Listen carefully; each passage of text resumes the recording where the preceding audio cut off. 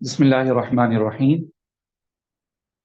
آج کی کلاس میں ہم جملہ فعلیہ کے متعلق مختصر سی دو تین چیزیں پڑھیں گے۔ ان میں سے ایک تو جملہ فعلیہ سے متعلق بات، اور دو تین چیزیں جو کہ فعل ماضی سے ریلیٹڈ۔ پہلے جملہ فعلیہ کے بارے میں ہم پڑھتے ہیں کہ جب فعل کے ساتھ پریپوزیشن استعمال ہوتی ہے تو ہم دیکھتے ہیں کہ انگلش کے اندر بھی گرامر میں یہ چیز، مطلب دوسری زبانوں کی گرامر میں بھی یہ چیز سامنے آتی ہے کہ اصل میں جو فعل کا معنی ہے نا، جیسے ضربہ کا مطلب مارنا، فتح کا مطلب کھولنا، لیکن جب ہم اس کے ساتھ کوئی پریپوزیشن کا ورڈ ایڈ کرتے ہیں تو اس کے میننگ میں تھوڑی بہت چینجنگ آ جاتی ہے۔ جیسے آپ سمجھے کہ لک، ٹو لک کا مطلب لک یا ٹو لک آپ بولیں گے دیکھنا، لیکن اگر اس کے ساتھ ان ٹو یا آفٹر اس طرح کا لفظ لگا دیں تو اس کا معنی بدل جاتا ہے۔ دیکھنے سے مراد پھر آگے ٹو لک ان ٹو اگر ہو جائے گا تو غور کرنا، لک آفٹر دیکھ بھال کرنا، اس طرح ترجمہ بن جائے گا۔ بریک اور یا اس کے ساتھ کوئی اور لفظ ایڈ کرتے جائیں، بلکہ ٹو گیو کا مطلب دینا، اور ٹو گیو اپ کسی چیز کو چھوڑ دینا، تو اب ساتھ لگانے کی وجہ سے، ایڈ کرنے کی وجہ سے اصل میں ورڈ تو ورب کا وہی رہا جو پہلے تھا، جس کا معنی تھا دینا، لیکن اس کے ساتھ ایک اور پریپوزیشن کا حرف ایڈ کرنے کی وجہ سے اس کا ترجمہ چینج ہو گیا۔ تو عربی میں بھی ایسے ہوتا ہے کہ ایک ورب لکھا ہوا ہے، اس کے ساتھ ہم چھوٹا کوئی حرف پریپوزیشن میں سے با، لام، فی، ان وغیرہ ایڈ کرتے ہیں، اس سے ورب کا جو معنی ہے وہ کیا ہو جاتا ہے، بدل جاتا ہے۔ اب یہ ہمیں کیسے پتا چلے گا کہ کون سا فعل ہے، کون سا اس کے ساتھ ہم پریپوزیشن کا لیٹر لگائیں گے تو کیا معنی بنے گا؟ یہ چیز اصل اصول یہ سمجھنا ہے کہ ایسا عربی میں بھی ہوتا ہے۔ دوسری بات ہے کہاں کہاں اور کیسے کیسے ہوتا ہے، یہ جتنے زیادہ الفاظ ہمیں معلوم ہوتے جائیں گے، جتنا ہمارا مطالعہ ہوگا اور جتنی زیادہ ہم اس کی نالج حاصل کرتے جائیں گے تو ساتھ ساتھ اس کا اندازہ ہوتا جائے گا۔ لیکن یعنی اس کا کوئی باقاعدہ کسی بھی زبان کے اندر اصول نہیں ہوتا۔ ہر زبان کے اندر یہ چیز تو ہوتی ہے کہ پریپوزیشن ایڈ کرنے سے فعل کا ترجمہ بدل جاتا ہے، لیکن کسی زبان میں اس کے لگے بندے اصول جو ہے بنے ہوئے نہیں ہوتے کہ کب کب کیا کیا چینجنگ آئے گی۔ لیکن آپ نے یہ خیال کرنا ہے کہ جب بھی اس کے ساتھ پریپوزیشن ایڈ کر رہی ہو تو تھوڑا بہت اس میں غور و فکر کر کے یہ جاننے کی کوشش کریں کہ کیا اس کی وجہ سے معنی بدل رہا ہے یا بدل سکتا ہے یا نہیں۔ تو یہ چیز مائنڈ کے اندر ضرور ہونی چاہیے کہ آپ اس کے پریپوزیشن کے ساتھ ترجمہ بالکل بغیر سوچے اسی طرح نہ کر دیں جیسا کہ کسی بھی عام فعل کا کیا جا سکتا۔ تو اس کی مثال جیسا کہ ساخیرو، ساخیرہ، ساخیرو تو جمع کا لفظ ہے، ساخیرہ، ساخیرہ کا مطلب ہوتا ہے مذاق کرنا، مذاق کرنا۔ لیکن جب اس کے ساتھ سخیرو من یا سخیرو بی کوئی حرف، جیسے سخیرو بے، اب یہاں پہ ہا کا مطلب، ہا جو ہے ضمیر، وہ تو اصل میں کیا بن گئی، مفعول کی ضمیر بن گئی، کیونکہ ہو اور ہا وغیرہ کی جو ضمیریں ہیں وہ مفعول بنتی ہیں۔ لیکن یہ اس کے بعد جو بی ہم پریپوزیشن کا لے کے آئے ہیں نا، اس کی وجہ سے ترجمہ اس طرح کا بن جائے گا کہ اس کا مذاق اڑایا گیا، یا وہ چیز جس کے ذریعے سے، یا وہ بات جس کی وجہ سے مذاق اڑایا گیا۔ حالانکہ سخیرہ کا مطلب مذاق کرنا تھا، لیکن اس سے ترجمہ کیا بن جائے گا، مذاق اڑانا، اس طرح ترجمہ ہو جائے گا۔ اور دوسری اگزامپل جو سمجھ میں آنے والی زیادہ ایزی ہے وہ یہ ہے، ذہابہ کا مطلب چلا گیا۔ یہ اگزامپل آپ نے پہلے بھی پڑھی ہے، چلا گیا، ذہابہ کا مطلب ہوتا ہے جانا، تو ذہابہ چلا گیا وہ ایک مرد۔ لیکن ذہابہ کے ساتھ بھی اگر بھی لگ جائے تو اب یہ ترجمہ ہو جائے گا کہ وہ لے گیا۔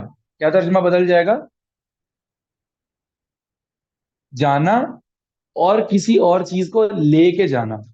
تو ذہابہ کا لفظ تو ذہابہ ہی رہا، لیکن با ایڈ کرنے کی وجہ سے اس کا ترجمہ کیا بن گیا، جانے سے لے کے جانا، اس کا ترجمہ بن گیا۔ تو اس طرح کی چھوٹی موٹی تبدیلی جو ہے وہ پریپوزیشن کی وجہ سے ہو جاتی ہے، اور اس کا ایک نام بھی گرامر میں رکھا گیا ہے اور وہ ہے صلہ۔ اس کو کہتے ہیں صلہ۔ کچھ حروف تو ایسے ہیں کہ جن کے ساتھ مخصوص قسم کا صلہ آتا ہے، وہ میں بتا دیتا ہوں کیونکہ اگزامپل چل رہی ہیں. اسی طرح ایک لفظ ہے سجادہ. سجادہ کا جو لفظ ہے اس کے بارے میں لفظ مخصوص ہے کہ جب بھی سجادہ کا لفظ آئے گا تو اس کا اگر ہم صلہ لے کے آنا چاہتے ہیں تو ہمیں اس کے ساتھ پریپوزیشن میں میچنگ جو پریپوزیشن کا لیٹر ہے وہ لام ایڈ کرنا چاہیے. میں نے بتایا کہ مقرر اصول نہیں ہے, کسی بھی فعل کے ساتھ کوئی بھی پریپوزیشن آ سکتی ہے, لیکن جو سب سے زیادہ یوزفل ہیں ان کا میں بیان کر دیتا ہوں کہ قرآن پاک میں یہ دیکھنے میں آیا کہ سجادہ کا لفظ جہاں پہ بھی آتا ہے تو اس کے صلے کے طور پہ آگے جو پریپوزیشن کا لیٹر یوز ہوتا ہے, میچنگ لیٹر جو ہے وہ لام آتا ہے ہمیشہ. جہاں پہ بھی سجادہ اسجدو آگے آئے گا للہ, سجد الملائکۃ اس کے بعد آ جائے گا لی آدم. ٹھیک ہے, جب بھی سجدہ کا اللہ تعالیٰ نے سجدہ کرنے کا حکم دیا للملائکۃ, تو اس لیے یہ ایک ایسا حرف ہے کہ اس کے ساتھ لام کا لفظ ہمیشہ آئے گا. اسی طرح ضربہ کا جو لفظ ہے ضربہ, اس کے ساتھ بھی جب مختلف الفاظ آتے ہیں اس کا صلہ بدلتا ہے تو اس کا معنی بھی تھوڑا تھوڑا کیا ہو جاتا ہے, بدل جاتا ہے. اس کی اگزامپل 3-4 میں بتاتا ہوں. نمبر 1, ضربہ کے ساتھ اگر پریپوزیشن میں سے ان آ جاتا ہے تو ضربہ ان, ضربہ کا مطلب تو مارنا ہوتا ہے, لیکن جب اس کے ساتھ ان یوز ہو رہا ہوگا تو اس کا ترجمہ ہو جائے گا کسی سے اعراض کرنا, کسی سے رخ پھیر لینا, اس کا ترجمہ یہ ہو جائے گا. حالانکہ ضربہ کا مطلب مارنا ہے, لیکن جب اس کے ساتھ پریپوزیشن میں سے ان یوز ہو رہا ہوگا تو ہمیں یہ پتا چلنا چاہیے کہ یہاں پہ مارنے والا ترجمہ نہیں کرنا بلکہ یہاں پہ بے رخی کا ترجمہ ہو رہا ہے. اسی طرح قرآن پاک میں ایک اور لفظ آتا ہے ضربہ کے ساتھ مثلا, یہ لفظ آتا ہے ضربہ مثلا. تو ضربہ کے ساتھ جب مثلا کا لفظ ایڈ ہوگا تو اس کا مطلب ہو جائے گا مثال دینا, مثال دینا, مثال بیان کرنا. حالانکہ ضربہ کا مطلب مارنا ہے. قرآن پاک میں جب آتا ہے ضرب اللہ مثلا تو اس کا مطلب ہوتا ہے اللہ تعالیٰ اس مثال کو بیان فرماتے ہیں. لیکن اب مارنے کا ترجمہ بیان کرنے سے کیوں ہوا, مثلاً کی وجہ سے کہ کچھ الفاظ ایسے ہیں جو قرآن پاک میں اس انداز میں استعمال ہوئے ہیں کہ جب ان کے ساتھ پریپوزیشن میں سے ان یا مثلاً کے الفاظ آئیں گے تو ان کا معنی بالکل ہی کیا ہو جائے گا, تبدیل ہو جائے گا. اسی طرح ضربہ کے ساتھ فی کا لفظ جب ایڈ ہو جائے گا تو اس کا مطلب یہ ہوگا کسی چیز میں غور کرنا. جب فی کے ساتھ الارض ایڈ کر دیں گے تو اس کا معنی ہو جائے گا زمین میں چلنا پھرنا اور زمین میں کچھ تلاش کرنا. ضرب فی الارض, زمین میں چلتے رہنا, زمین پہ اس کا کچھ تلاش کرنا اور زمین کے اندر مختلف کاموں میں لگے رہنا. اس کا ترجمہ اس طرح ہو جائے گا.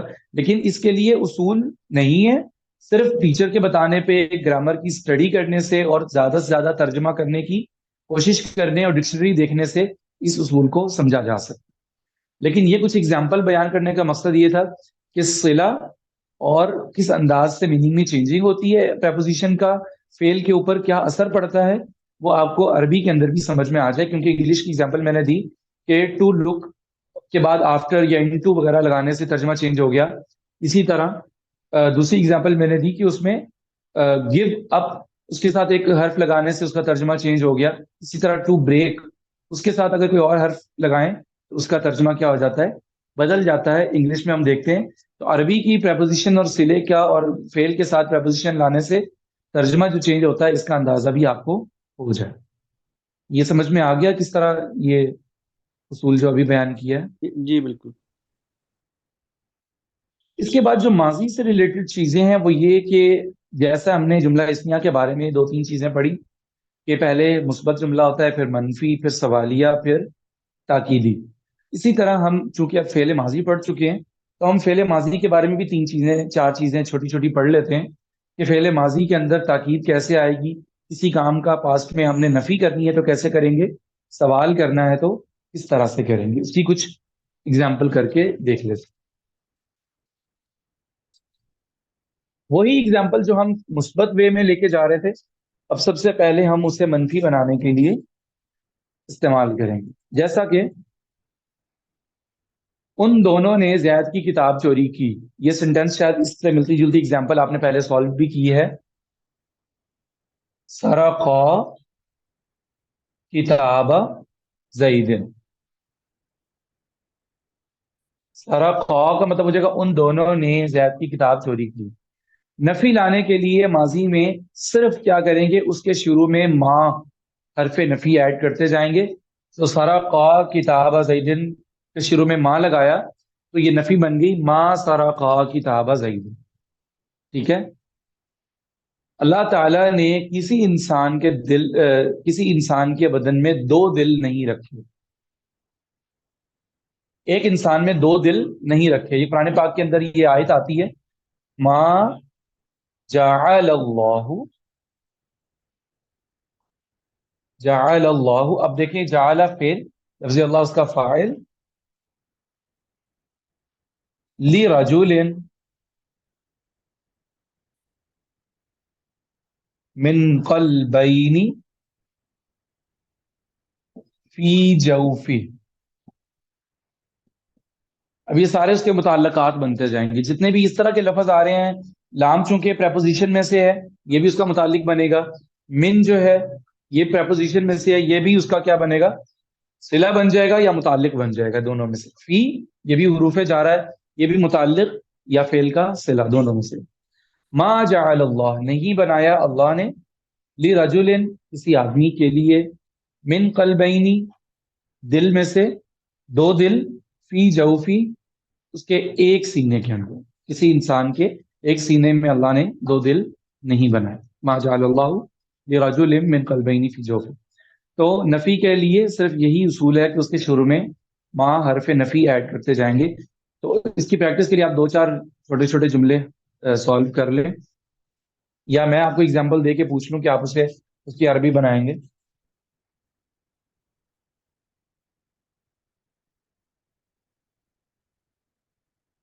جیسے ٹیچر آپ بہتر سمجھیں. جی چلے میں اردو کا چھوٹا سا جملہ لکھتا ہوں, آپ پہلے اسے کوشش کریں سالو کرنے کی. ٹھیک ہے. جی انشاءاللہ. تم دو مردوں نے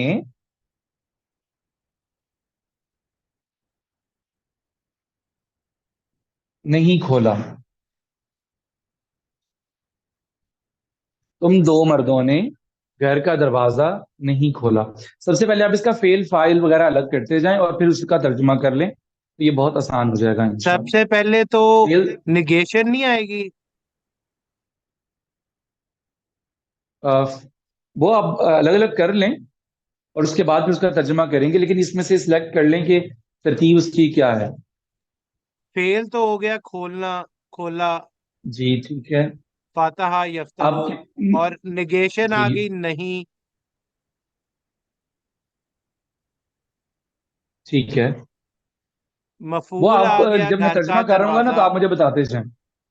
مفعول آ گیا گھر کا مفعول ہو گیا دروازہ. گھر. جی اب تم دو مرد ہو گئے فاعل. ٹھیک ہے. یہ ہے نفی اور یہ ہو گیا فعل اور یہ ہو گیا فاعل اور یہ ہو گیا مفعول. مفعول. اب ان ہاں کو جی. اسی ترتیب سے لکھتے ہیں. تو سب سے پہلے فاعل کے حساب سے فعل آئے گا. یہ یاد رکھیں کہ جب فاعل لفظوں میں ہمیں لکھا ہوا نظر آ رہا ہے اس وقت تو ہم واحد کا لفظ لے کے آئیں گے, لیکن چونکہ تم دو یہاں پہ ضمیر ایڈ ہوگی تو آپ فعل کو اسی کے مطابق لے کے آئیں گے. سب سے پہلے نفی آئے گا ماں. حاضر اور تسنیہ کا صیغہ. جی حاضر تسنیہ اور مذکر کا صیغہ. جی. تو ہم تھرڈ سیکنڈ پرسن سے سٹارٹ کریں گردان کو. فتح, فتح, فتح, تما. فتح تو ماں, ٹھیک ہو گیا. ما فتح تو ماں, ما فتح تو ماں. یہ تو ہو گیا نفی فعل اور فاعل. اب صرف رہ گیا گھر کا دروازہ. اس کا ترجمہ کرنے کے لیے اسے مرکب اضافی کی صورت میں لکھنا پڑے گا. باب بیتی. جی، اور اس کا اعراب مفعول کے مطابق، با بل بیتی، اس لیے کہ وہ کیا بن رہا ہے، مفعول بن رہا ہے. جی ما جی، فتحتما با باب ہوگا، البیت. بابو نہیں ہوگا. جی، اکیلا لکھا ہو پھر تو اسے ہم با پڑھیں گے، لیکن یہاں پہ چونکہ گھر کا دروازہ تو ہمیں الف لام لگایا تو ہمیں ملا کے پڑھنا پڑے گا. ما فتحتما با بل بیتی، کیونکہ البیت کا لفظ کیا ہو گیا، اب معرفہ بن گیا، مضاف الیہ ہے تو خاص ہو گیا وہ. باب البیت سے پڑھیں گے. تو یہ ہے نفی لانے کا طریقہ. قرآن پاک میں سے ایسے لفظ جو ماں سے شروع ہو رہے ہوں، آپ کوشش کریں ان کا قرآن پاک کی اگزامپل کا ترجمہ کریں. جیسے آپ کہہ رہے تھے کہ کچھ اگزامپل آپ کو گروپ میں بھیج دیں تو آپ ان کو سالو کریں گے، تو آپ کوشش کریں کہ کچھ ایسے لفظ قرآن پاک میں سے جو ماں سے سٹارٹ ہو رہے ہوں اور ان کے بعد ماضی کا جو لفظ ہے، خلق، جعل، ایسے الفاظ آ رہے ہوں، تو یقیناً وہ ماضی کی نفی کی اگزامپل ہیں. ان چھوٹے چھوٹے سینٹینس کو سالو کرنے کی کوشش کریں. اس کے بعد سوالیہ جملہ لانا. سوالیہ کے لیے بھی میں نے بتایا تھا استفہام حروف بھی ہوتے ہیں اور اسم بھی ہوتے ہیں. تو دونوں طرح کے جو اسماء ہیں یا حروف ہیں، دونوں ماضی کے شروع میں لگا دیں گے تو وہ سوالیہ جملہ بن سکتا ہے. جیسے یہی جملہ کہ تم دونوں نے گھر کا دروازہ نہیں کھولا، تو آپ اس کو کریں کیا تم دونوں نے گھر کا دروازہ کھولا. اس کے شروع میں یہ بھی آ سکتا ہے افتحتما، لیکن وہ اصول یاد ہے آپ کو کہ کچھ حروف استفہام اور اسماء استفہام کے اندر فرق ہوتا ہے کہ کچھ سوال ایسے ہوتے ہیں جن کا جواب صرف ہاں یا نہ میں ہوتا ہے، وہاں پہ ہم حمزہ یوز کریں گے، اور جن کا پراپر جواب دیا جانا چاہیے ان کے لیے پھر اسماء استفہام استعمال کریں. اگر تو صرف یہ پوچھا کیا تم دونوں نے کھولا یہ، تو پھر تو کہیں گے افتحتما، افتحتما ہاذا. سب اس ایگزامپل کو یہاں مختصر کریں، افتحتما ہاذا، کیا یہ تم نے کھولا. لیکن اگر اس کے علاوہ کے سوال ہیں کہ آج کس کس نے قرآن پاک پڑھا تھا یا آج کس نے قرآن پڑھا، تو اس جملے کو ٹرانسلیٹ کرنے کے لیے کہ آج کس نے قرآن پڑھا،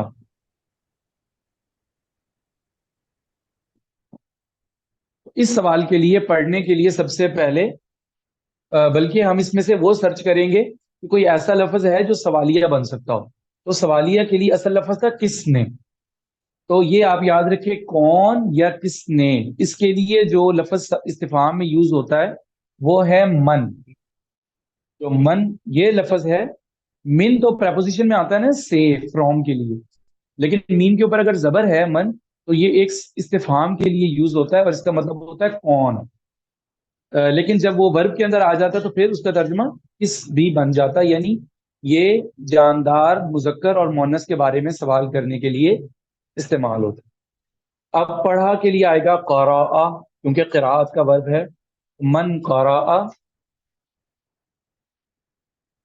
اب چونکہ ہمیں یہاں پہ پتہ نہیں ہے کہ فاعل کون ہے کیونکہ ہم سوال کر رہے ہیں، تو ہمیں یہاں پہ فاعل لفظوں میں لکھنے کی تو ضرورت نہیں ہے کیونکہ ہم سوال کر رہے ہیں. تو قراء کے اندر ضمیر خود بخود ہی فاعل بن جائے گی. القرآن کا جو لفظ ہے چونکہ ہم اس کے بارے میں سوال کر رہے ہیں تو یہاں پہ ہم زبر لگائیں گے، من قرأ القرآن. اور اس میں ایک چیز رہے گی کہ آج کس نے کیا. تو آج کے لیے جو لفظ آتا ہے وہ ہے یوم. یوم، لیکن اس کا اعراب کیا ہوگا. میں نے بتایا کہ ایسے الفاظ جو ظرف بنتے ہیں، جن کے اندر کوئی وقت یا جگہ بتائی جاتی ہے، اس کو مفعول بنایا جاتا ہے. الیوم، الیوم، من قرأ القرآن الیوم، تو یہ کیا بن گیا، سوالیہ جملہ بن گیا. اسی طرح سوال کرنا کہ وہ کب واپس آیا. ایک سوال تو ہم نے پڑھ لیا کہ کون یا کس، اس کے لیے لفظ استعمال ہوتا ہے من، لیکن کب، وین، اس کے لیے لفظ استعمال ہوتا ہے متا. وہ کب، وہ دونوں لوگ کب واپس آئے، یہ سوال، تو اس کے لیے متا کا لفظ استعمال ہوتا ہے. متا رجع من المسجد. اس کا آپ ترجمہ کریں کیا بنے گا، متا رجع من المسجد. اردو میں ترجمہ کریں گے تو متا کیسے کا بنے تو گا. ہو گیا نا کب. جی. اور تب دو مرد مسجدی مسجد میں آئے.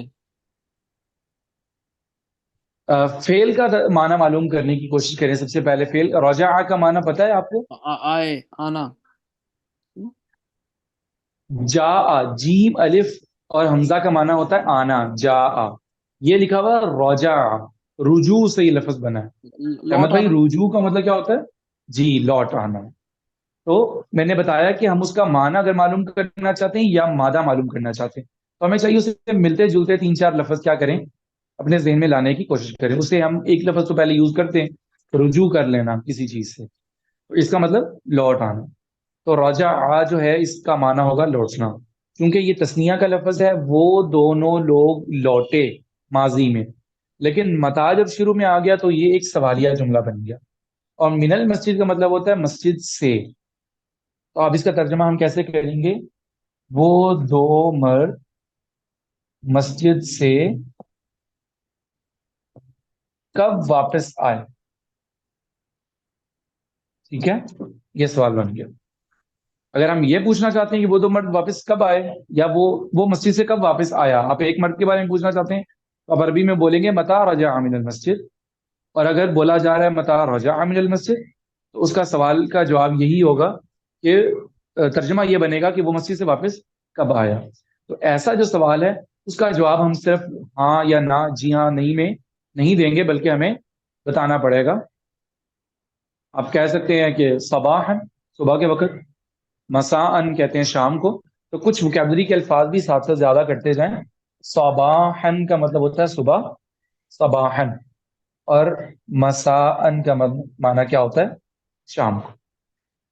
صباحن اور مساءن، صبح اور شام.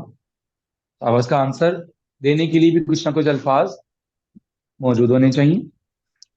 جب یہ سوال تھا من قرأ القرآن اليوم، اس کا آنسر اگر آپ نے دینا ہو کہ میں نے قرآن پڑھا تو آپ اس کا آنسر کیسے دیں گے؟ سوال یہ ہے کہ آج کس نے قرآن پڑھا، اور آپ آنسر دینا چاہتے ہیں کہ میں نے پڑھا، تو اس کا آنسر کیسے کریں گے؟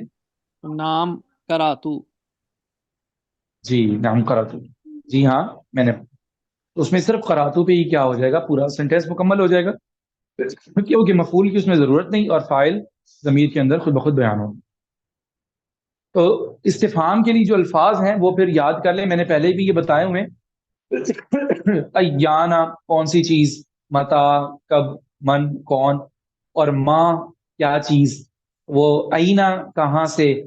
اس طرح کے الفاظ جو ہیں اس کی پریکٹس کرنے کے لیے ان ایگزامپل کی آپ کو وہ والے الفاظ پھر سے دیکھنے پڑیں گے. یعنی اگر ان کی ایگزامپل اگر آج میں بھیجتا ہوں آپ کو گروپ میں تو آپ نے ان کی پریکٹس کرنے سے پہلے کوشش کرنی ہے کہ حروف استفہام جو ہیں ان کے معنی دیکھ لیں اور ان کو یاد کرنے کی کوشش کریں.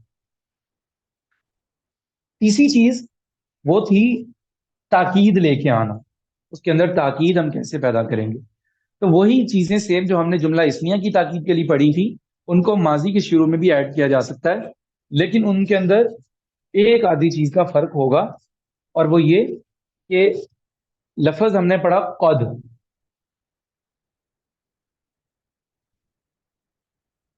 قد کے لفظ کا اضافہ کیا جاتا ہے. جملہ اسمیہ کے اندر تو ہم نے لام زبر لا کا پڑھا، زیدن لقائم. جب لام ایڈ کرتے ہیں اس کا معنی ہو جاتا ہے واقعی یہ کام ایسے ہی ہے. لیکن ماضی کے شروع میں ہم جو اضافہ کریں گے وہ ہے قد. قد اگر شروع میں لگا ہو، قد شریبا، آپ تحقیق چاہ رہے ہیں کسی کے بارے میں کہ کیا اس نے واقعی پانی پی لیا، اور آپ جواب میں نہ صرف یہ کہتے ہیں کہ جی ہاں اس نے پی لیا. اگر تو آپ کسی کا آنسر کر رہے ہیں کہ کسی نے پوچھا کہ کیا اس نے پانی پیا اور آپ نے صرف یہ بولا نعم شریبا، جی اس نے پی لیا. لیکن اب وہ تاکید مطلوب ہے کہ جی ہاں واقعی اس نے پانی پی لیا ہے. اس کے شروع میں قد شریب الماء. قد شریب الماء کا ترجمہ پھر کیا ہو جائے گا؟ یا تو صرف یہی ترجمہ کر لیا جائے کہ اس نے پانی پی لیا ہے. تو پی لیا ہے کے اندر بھی تاکید آ گئی. لیکن اگر اور زیادہ وضاحت چاہیے تو پھر اس کے شروع میں بے شک یا واقعی یا یقینی طور پر یقینی طور پر کہ الفاظ کا اضافہ اگر کریں گے تو یہ ترجمہ کیا ہوگا، بالکل ٹھیک ہوگا. یہ قد اکول ٹو انا کے ہے. انا جملہ اسمیہ میں یوز ہوتا تھا اور قد کا لفظ جو ہے یہ ماضی میں یوز ہوتا ہے. اچھا، قد کے اندر تاکید کے علاوہ بھی ایک چیز پائی جاتی ہے اور وہ یہ ہے کہ ماضی کو ماضی قریب بنا دیتا ہے. ماضی قریب بنا دیتا ہے. یہ آپ کو یہ بتائے گا کہ ماضی سے مراد تو دیکھیں آج سے لے کر جب سے دنیا بنی ہے پھر وہ سارا ماضی ہی تو ہے. لیکن جب قد کے ساتھ آپ کسی چیز کو بیان کریں گے اس کا معنی بعض اوقات تاکید کے علاوہ یہ بھی ہوتا ہے کہ یہ کام ابھی ابھی تھوڑی دیر پہلے ہوا ہے. آپ کسی کو بتانا چاہتے ہیں کہ وہ آدمی چلا گیا، اب اس کو اندازہ نہیں ہوگا کہ وہ کب چلا گیا، آج گیا، کل پرسوں کب گیا. لیکن جب آپ کہیں گے قد ذہب، اس کا معنی ہوگا وہ اب تھوڑی دیر پہلے گیا. سمجھ آئی؟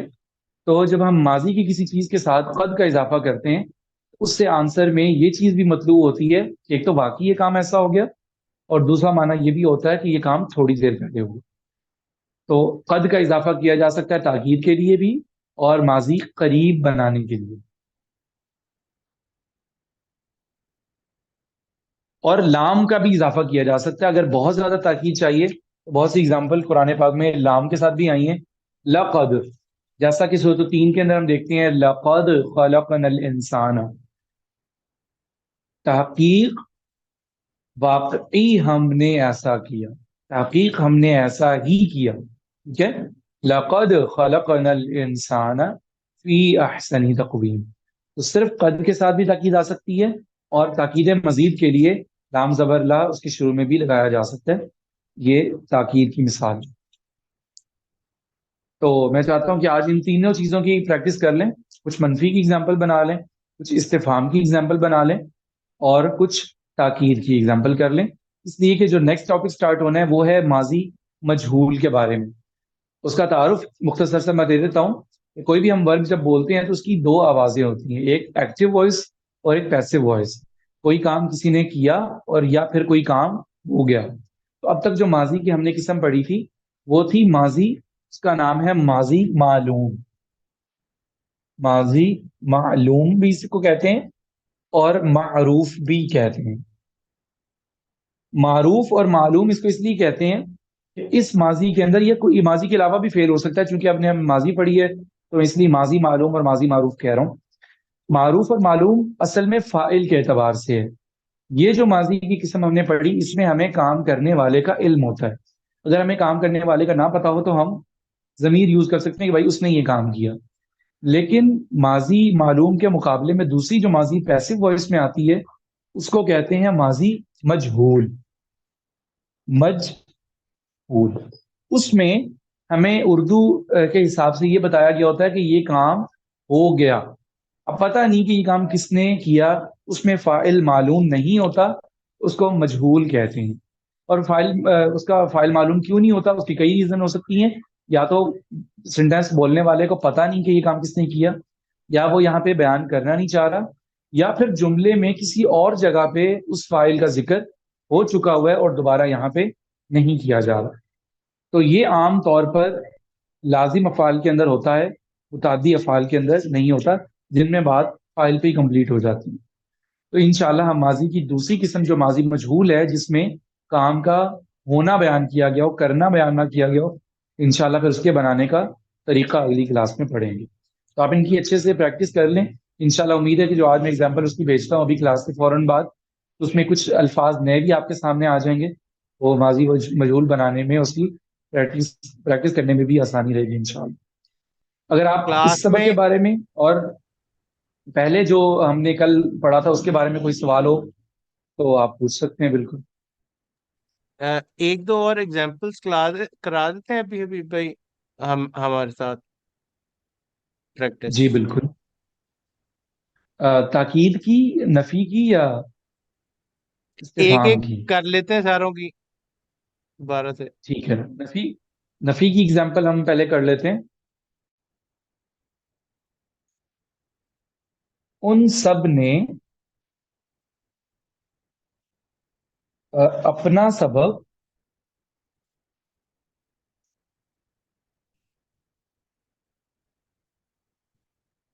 یاد نہیں کیا. تو ان سب نے اپنا سبق یاد نہیں کیا. نہیں کی وجہ سے تو ہم سب سے پہلے ماں کو لکھیں گے, اور یاد کرنے کے بارے میں حفیظہ کا, اپنے حافظ حفظ کا مادہ ہم نے پڑھا تھا. تو چونکہ ہم یہ دیکھیں کہ جب فیل لے کے آنا ہے نا, تو فیل لانے سے پہلے ہمیں فائل دیکھنا پڑے گا کہ کسی کا نام لکھا ہوا ہے یا ضمیر ہے. اگر ضمیر ہوگی تو پھر فائل ہمیں فیل جو ہے ضمیر کے مطابق لے کے آنا پڑے گا.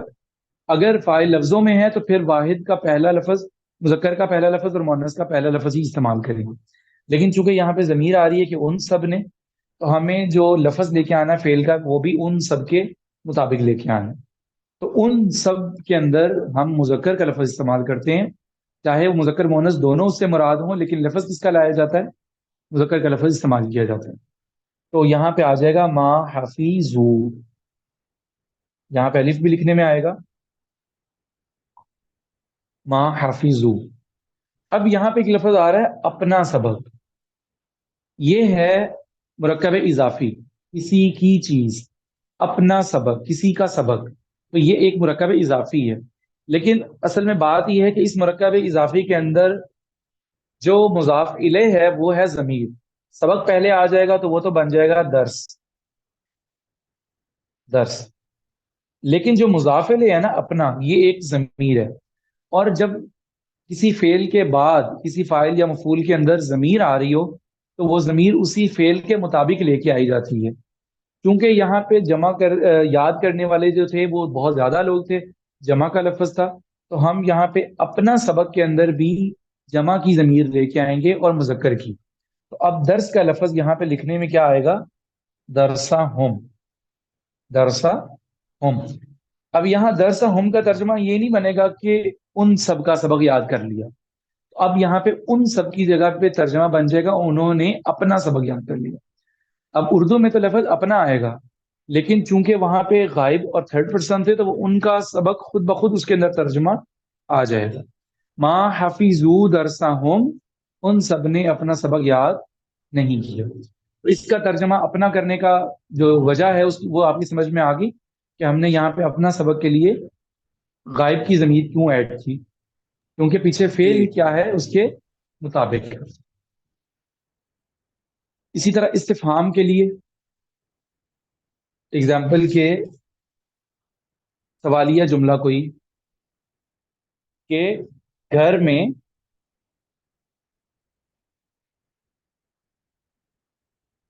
کون داخل ہوا,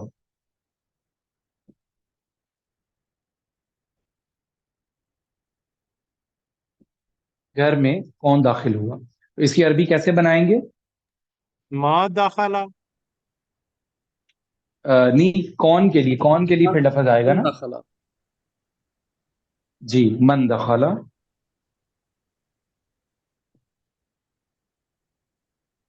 فی البیت. من دخل فی البیت.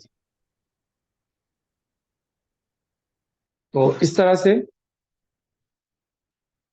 اور تیسری اگزامپل قد کے لیے وہ عربی میں لکھ دوں یا اردو میں لکھ دوں, آپ نے سالو کرنی ہے تیسری اگزامپل بھی.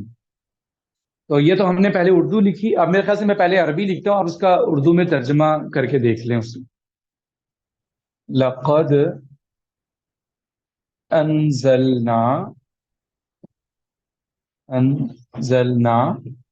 من السماء ماء. یہ قرآن پاک کی ایگزامپل ہے اور ایزی بھی ہے, زیادہ مشکل نہیں. لقد انزلنا من السماء ماء. اس کو ترکیب سے کریں. لقد کا مطلب یقیناً, جی انزلنا یقیناً, ہم نے نازل کیا, من سے, اسما آسمان, ما پانی, یقیناً ہم نے آسمان سے پانی نازل کیا. جی ویری گڈ. یقیناً ہم نے ہی, چونکہ اس میں ڈبل تاکید آ گئی نا, لام بھی آ گیا اور قد بھی آ گیا, تو اب ہم یہاں پہ ایک یقیناً کے علاوہ بھی حرف تاکید کا ایڈ کر سکتے ہیں. یقیناً ہم نے ہی آسمان سے پانی کو اتارا, پانی کو اتارا. کیونکہ نازل کیا کا لفظ بھی ہو سکتا ہے, لیکن نازل کرنا خود ہی کیا ہے, عربی کا لفظ ہے تو ہم اس کا مکمل ہی کیا کرتے ہیں اردو میں کر لیتے ہیں، پانی کو اتارا۔ باقی آپ پھر اس میں سیاق و سباق میں دیکھیں گے، اگر وہاں پہ بارشوں کا بادلوں کا تذکرہ چل رہا ہے تو ہم نے آسمان سے ہی پانی کو برسایا بھی، اس کا ترجمہ ہو سکتا ہے، نازل کرنے کا ترجمہ اتارا بھی، برسانا بھی، اور ہر طرح سے کیا جا سکتا ہے۔ تو اس کا ترجمہ یہ الحمدللہ آپ نے بالکل ٹھیک کیا، یقیناً ہم نے ہی آسمان سے پانی کو نازل کیا۔ یہ سمجھ میں آ گیا الحمدللہ؟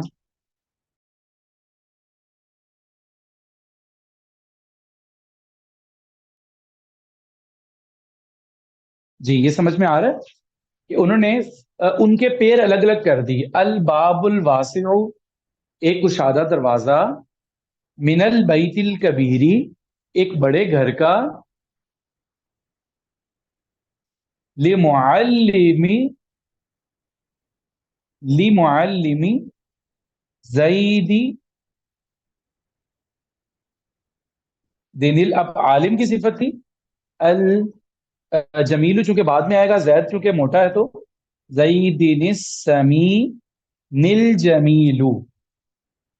اب آپ دیکھیں کہ زید کے استاد، تو زید کا استاد، دو چیزیں جو آخر میں رہ گئی نا، صرف ایک مضاف اور ایک مضاف الیہ، تو ان کے جو انہوں نے صفت بنتی تھی نا دو، وہ یہاں پہ ایڈ کر دی کہ معلم اور زید دونوں کی صفات آ رہی ہیں، پہلے زید کی صفت لکھتے ہیں، بعد میں معلم کی صفت لکھتے ہیں۔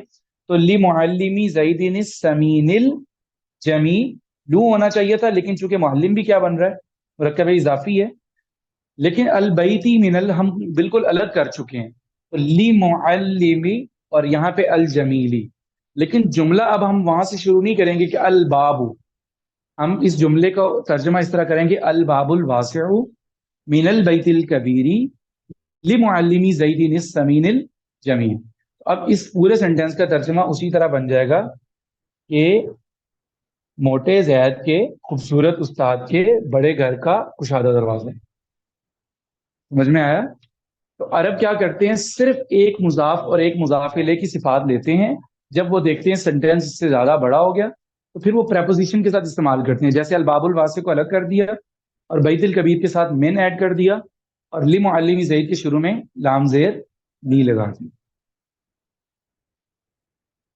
کیونکہ میں نے آپ کو بتایا تھا جو پریپوزیشن ہوتی ہیں اس میں لام جو ہے جو فور کا ترجمہ دیتا ہے وہ کسی چیز کی ملکیت بھی بیان کرتا ہے، کیونکہ استاد کے گھر، تو لام کس لیے آتا ہے، ملکیت بیان کرنے کے لیے، تو انہوں نے ملکیت کے لیے بجائے اس کے کہ اضافت کرتے، اضافت کو ختم کر کے ملکیت والا لام ایڈ کر دیا۔ ٹھیک ہے، اللہ حافظ، السلام علیکم ورحمۃ اللہ وبرکاتہ۔